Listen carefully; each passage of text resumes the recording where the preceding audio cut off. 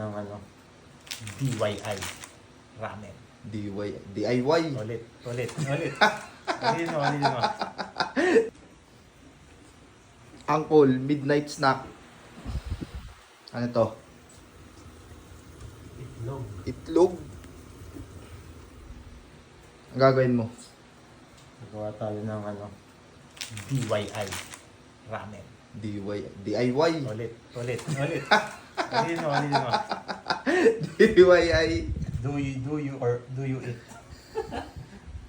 Ulitin mo. And guys, gagawa tayo ng DIY na ramen. So, may pinaggagawan ako nito dati, nung panahon. Mahilig siya sa mga ganito. So, dahil nagugutom si Raynor, ipanggagawa natin siya nito. Mamaya, may kukunin kasi ako eh. Nangangalkal. Gatin Si Uncle lang umuubos ng mga pangsahog dito, pang recados. Gatin chicken na naman na lang. Atay isa.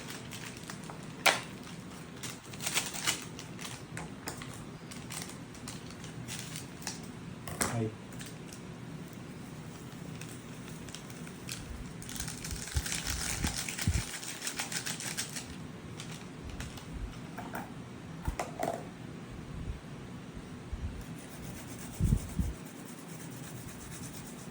Ba't ginaganyan yung bawang?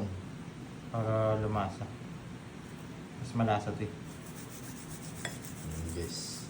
Pag gagawa kayo ng DIY ramen, ganyanin niyo daw yung bawang para mas malasa. May namimiss si Uncle, guys. Okay, konting voiceover muna tayo kasi nalimutan namin patayin yung electric. Uy, nabasag! Nangangatal kasi si Uncle, guys, kasi mapapanood nung namimiss niya tong video na to. Yun yung tinutukoy niya na ginagawa niya dati ng ganyan, guys. Jack mayo. Favorite nung pinanggagawa ko dati. Ano to nga pala nabibili guys? Sa SNR.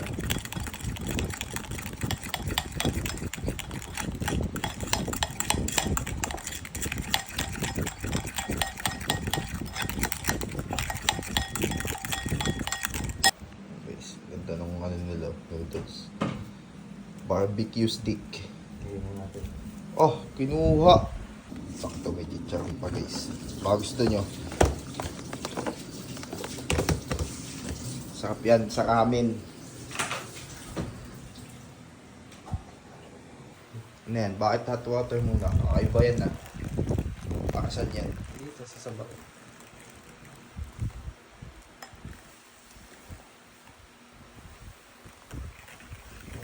Oh, nos.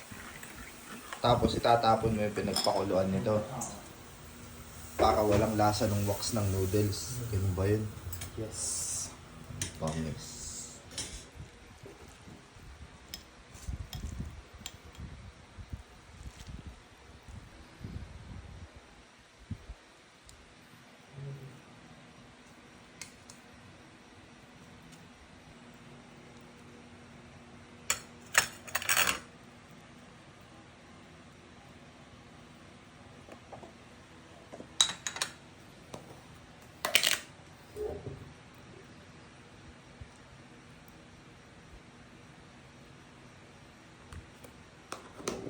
Okay guys, sa magpapaluto ng mga DIY na ramen, chat nyo lang yung page, si Uncle lang bahala. Guys, ito na. DIY ramen ni Raynor. Nagawa ni Uncles. Kain na. Angas. Guys, tinitikman na ni Raynor yung ginawa natin na ramen. Pati. Ano dre? Sarap nga. Sino yung ginagawa mo din nun? Surte rin ah. Secret. Worth 350 yan sa restaurant. Kay Uncle, SNR lang yan. Goods guys. Try nyo.